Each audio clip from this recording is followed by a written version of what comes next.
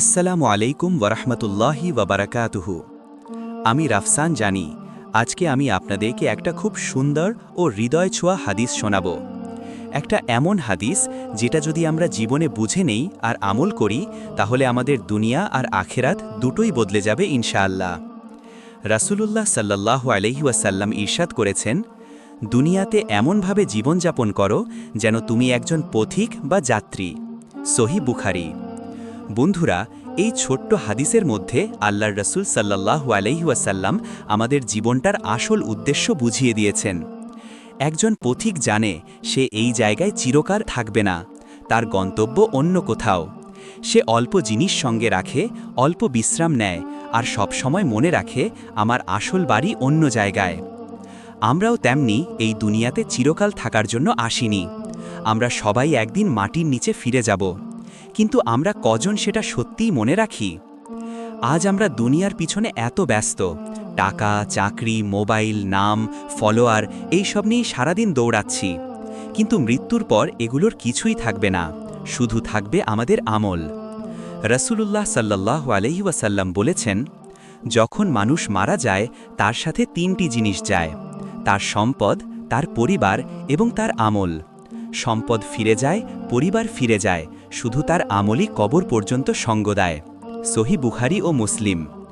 বন্ধুরা, একটু ভেবে দেখুন, যখন আমরা কবরের মাটির নিচে একা থাকব, কেউ পাশে থাকবে না, শুধু আমাদের সৎ কাজ, আমাদের নামাজ, আমাদের দোয়া, এইগুলোই আলো হয়ে আমাদের পাশে থাকবে। এখন প্রশ্ন হলো, আমরা কি সেই আলো তৈরি করছি? আজ আমরা নামাজ পড়ি না, গুনাহকে হালকা ভাবি, গীবত করি, মিথ্যা বলি, অন্যের কষ্টে হাসি, আর মনে করি আল্লাহ মাফ করে দেবেন। কিন্তু আমরা ভুলে যাই, আল্লাহ মাফ করেন তাদেরকেই যারা তওবা করে, যারা ফিরে আসে। রাসূল সাল্লাল্লাহু আলাইহি ওয়াসাল্লাম বলেছেন, প্রত্যেক মানুষ গুনাহ করে, কিন্তু সর্বোত্তম মানুষ তারা যারা গুনাহ করার পর তওবা করে। তিরমিজি। তাই ভাই ও বোনেরা, যদি আমরা সত্যিই আল্লাহকে ভালোবাসি, তাহলে আমাদের উচিত আজ থেকেই নিজের জীবনটা বদলে ফেলা। নামাজ ঠিকভাবে পড়া শুরু করা, মায়ের কথা মানা, অন্যের সাথে সুন্দর আচরণ করা, আর নিজের গুনাহের জন্য আল্লাহর কাছে ক্ষমা চাওয়া। একটি ছোট দোয়া করুন, হে আল্লাহ, আমাদের অন্তরকে পরিষ্কার করে দিন, আমাদের নামাজে মনোযোগ দিন, আর আমাদেরকে এমন বানিয়ে দিন যেন আমরা দুনিয়াতে পথিকের মতো জীবনযাপন করতে পারি। বন্ধুরা, আমি একটা গল্প বলি। একজন সাহাবী রাসূল সাল্লাল্লাহু আলাইহি ওয়াসাল্লামকে জিজ্ঞাসা করলেন, হে আল্লাহর রাসূল, দুনিয়াতে কোন মানুষ সবচেয়ে বুদ্ধিমান? রাসূল সাল্লাল্লাহু আলাইহি ওয়াসাল্লাম বললেন, যে ব্যক্তি মৃত্যুকে বেশি বেশি স্মরণ করে আর মৃত্যুর পরের জীবনের জন্য প্রস্তুতি নেয়, সেই মানুষই সবচেয়ে বুদ্ধিমান।